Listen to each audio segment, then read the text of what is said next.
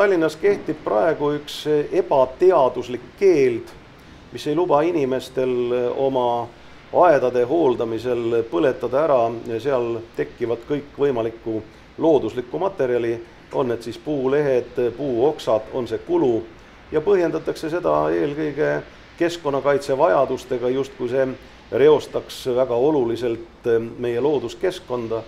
Aga tuleb tunnistada, et pärast jääaega on kogu aeg teatavasti lõket tehtud ja suvel küpsetatakse ju teinekord lihagi.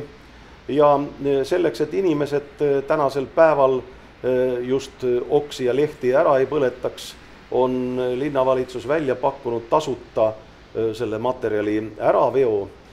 Kuid ma juhin tähelepanu sellele, et see on kulukas, see ei ole ökoloogiline, sest kõige mõistlikum on seda laadi biomass, mis teie krundil tekib, seal ära põletada ja tuhk laotada uuesti aeda laiali, sest see on maailma kõige parem väetis.